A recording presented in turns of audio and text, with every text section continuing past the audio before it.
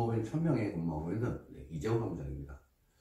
오늘은 저희 그 사무실에서 판결을 받았던 사례를 말씀드리겠습니다.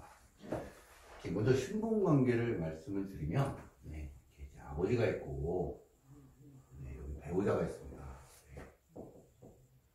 그리고 이쪽에 그 이제 새로운 그 이제 다른 여자가 있죠. 여자가 있습니다. 이제 이거 혼인 관계인데 이 사이에서 자녀를 낳았습니다. 이 자녀를 이쪽으로 이렇게 출생 신고를 했습니다. 항상 이런 경우에 이 배우자 되시는 분은 자녀를 상대로, 그러니까 자녀가 이제 여기로 이제 이렇게 호적에는 올라가 있겠죠. 호적에는 이렇게 올라가 있습니다. 그래서 이런 경우는 친생자 관계, 부존재, 통상 많이들 들으실 겁니다. 친생자 관계 부존재 확인의 소회라는 소송을 제기해서 판결을 받음으로써 이 호적에서 이거를 이렇게 말소할 수 있습니다. 이렇게. 그런데 이제 이게 안 되는 경우가 있습니다. 왜 그러냐면 입양의 효력 때문에 그렇습니다.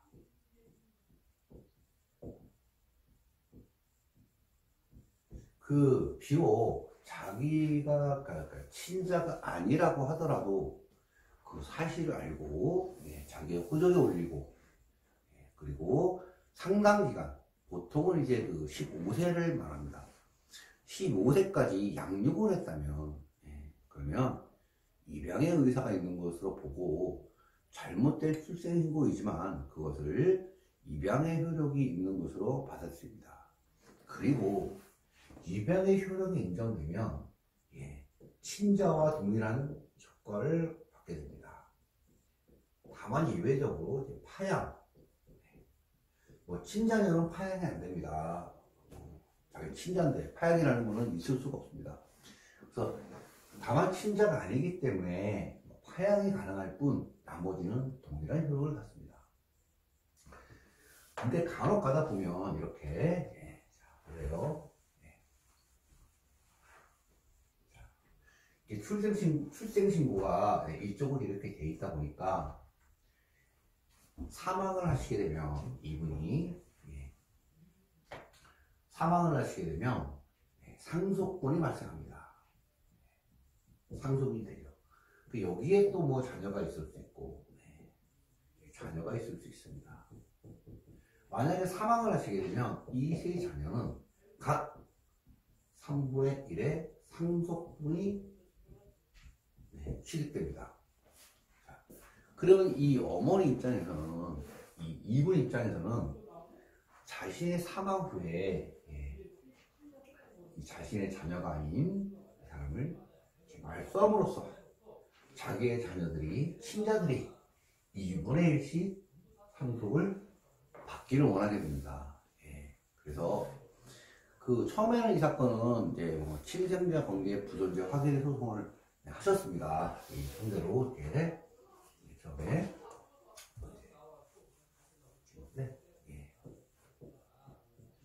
친생자 관계 부존재 확인의 소송을 하셨습니다. 그러다 보니 이 자녀가 뭐라 그러냐면 유전자 검사 인정한다. 그리고 친자는 아닌 거 인정한다. 그러나 만 15세 를 넘어서 대학교 다닐 때까지 키워주셨다. 그래서 입양의 효력이 발생했기 때문에 나는 상속인의 지위를 자녀의 지위를 유지해야 된다. 라고 입양의 효력을 주장하게 됩니다. 입양. 자, 입양의 효력이 발생하면 파양 이외에는 안 됩니다. 또 별도로 여기서 입양을 주장하면 파양을 할 수 있죠. 파양의 소송도 있습니다. 파양 소송도 있는데 실제로 이런 경우는 파양 소송을 별도로 진행하지는 않습니다. 그냥 이 친생자에서 친생자에서 여기서 사실상 파양을 주장하게 됩니다. 파양의 이유는 몇 가지가 있습니다. 그 사망에 이르게 하고, 그 양모나 양부를 사망에 이르게 하는 범죄이라거나 뭐 이런 경우. 그런데 그 중에 또 하나가 뭐냐면 기타 더 이상 양친자 관계를 존속할 필요성이 없을 때를 또 하나의 사유로 들고 있습니다. 결국 이 소송은 인용이 됐습니다. 이게 이 자녀와 이 두 분 사이에는 친생자 관계가 존재하지 않음을 확인한다라는 판결이 떨어져가지고 결국 이제 파양이 됐습니다. 사실상은 파양입니다. 이게 파양으로 이제 결론은 이제 처음에 신청은 친생자 관계 부존재를 했지만 결국은 파양으로 이제 끝나서 버립니다. 그러면 파양의 사유는 뭐냐? 파양을 하고 싶다고 그냥 무조건 받아주는 건 아닙니다. 법원에서. 물론 뭐 말씀드린 것처럼 15세가 아니고 뭐 2살, 3살 때까지밖에 안 키워줬거나 아예 키워주지 않았다 그러면 그냥 친생자에서 끝납니다. 그러니까 친생자가 아니라는 주장으로서 끝날 수 있는데 입양에 나오는, 그러니까 처음에는 친자가 아니다. 근데 여기서 만약에 입양을 주장을 하면 그 다음에 파양으로 가는 겁니다. 다른 입양 주장을 하지 않으면 그냥 친자가 아니다라는 판결로 그냥 호적에서 말소됩니다. 입양을 정하게 되면 파양 쪽으로 이제 국면이 전환됩니다. 이 소송은 일반적인 친생자와 달리 좀 더 복잡해지고 뭐 쟁점도 많은 이렇게 이제 전환 국면이 되는 겁니다. 이런 거에 대해서 이때 어떻게 되냐면 이 자녀가 대학교를 졸업하고는 일로 이사를 갔습니다.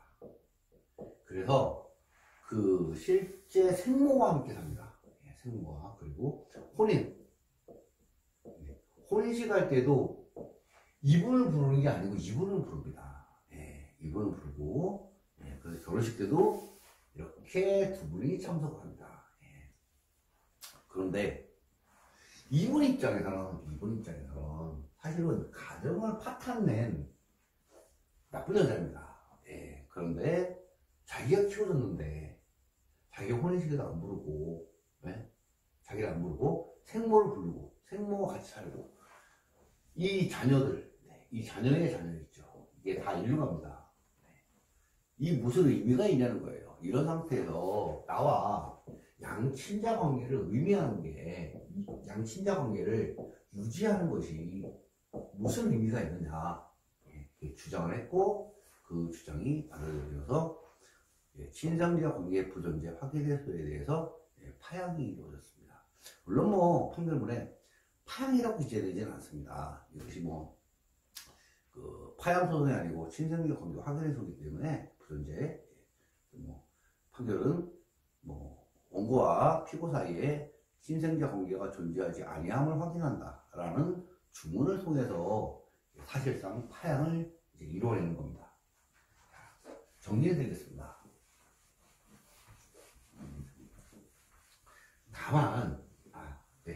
다만 그 입양의 효력이 발생하면 파양이 가능하지만 파양은 사망을 하면 안 됩니다. 그래서 아까처럼 아버지가 계시고 배우자가 있으면 이렇게 자녀가 있죠. 친자가 아닙니다. 파양을 할 때는 이분이 반드시 생존하셔야 됩니다. 이분도 마찬가지로. 근데 일부 이분이 평상시에는 생각을 안 하다가 사망하고 나서 상속이 문제되니까 그때 가서 파양을 하려고 합니다. 이건 안 됩니다. 정리하겠습니다. 친생자를 합니다. 친생자 관계 부존재 확인 해소를 합니다. 자, 이런 경우에 그냥 그 친자 아니다 해서 판결이 나오면 그냥 말소가 가능합니다. 자, 그런데 입양의 효력이 발생할 수 있습니다. 이걸 만 15세까지 예, 양육해야 됩니다. 네, 만 15세입니다. 자, 이런 게 둘로 나눠집니다. 자, 생존 중인 경우 양자가 사망한 경우입니다. 이 사망한 경우는 입양의 교육이 인정되면 이건 기각됩니다. 그냥. 예, 왜냐하면 사망하면 일반에 사망하면 파양이 이루어질 수 없습니다. 예, 그래서 기각입니다. 그래서 피상속인이 사망하시기 전에 이제 소송을 생존 중인 저걸 제기하시는 게 좋습니다. 생존 중인 경우는 파양을 주장합니다. 인용이 되면 이거 말소가 됩니다.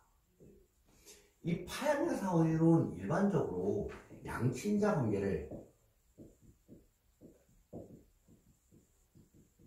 유지하기 어려운 경우, 유지할 의미가 없다. 이런 경우 이제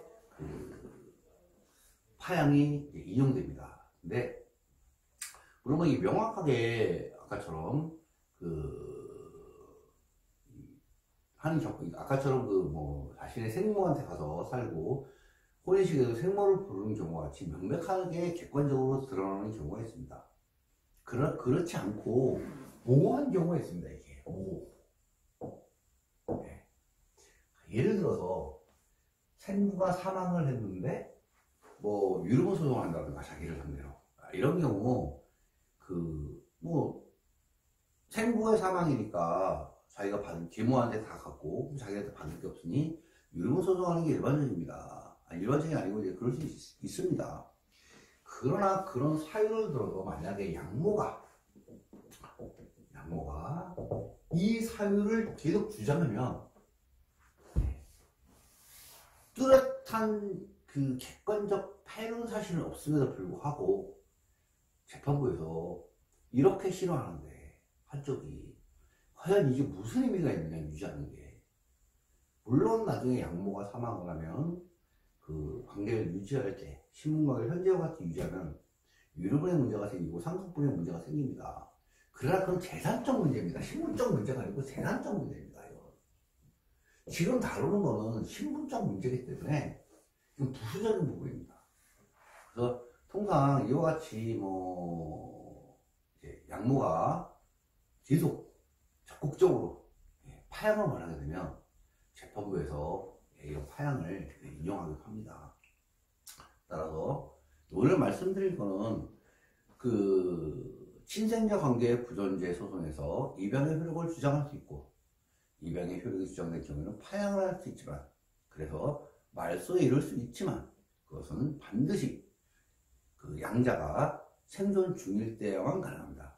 물론 입양의 효력을 주장하지 않는다면, 입양의 효력을 주장하지 않고 이쪽이라면 그냥 15세까지 안 키워줬기 때문에 이런 경우라면 그냥 한쪽이 사망해도 상관없습니다. 이거는 뭐 인용이 됩니다. 자, 오늘은 친생은 관계 부존재 확인해서 그리고 그것에 대한 소송에서 내용상 입양의 효력을 주장했을 때, 그럴 때 파양이 가능하고 그 소송 자체에서 파양은 어떤 경우에 가능하고 어떤 주장을 통해서 원하는 바를 이룰 수 있는지에 대해서 간단히 말씀을 드렸습니다. 그러면 친생자하고 파양, 입양의 효력에 대해서는 이 정도로 마치도록 하겠습니다. 다음에는 다른 주제로 말씀드릴 것이고, 혹시라도 이렇게 유튜브를 보시다가 새로운 강의를 좀 듣고 싶다, 궁금한 게 있는데 이 부분을 좀 얘기해달라 그러시면 제가 그 부분을 최우선적으로 말씀을 드리도록 하겠습니다. 자, 그럼 오늘은 여기까지 하고 다음에 다시 뵙도록 하겠습니다. 강의 듣느라 고생하셨습니다.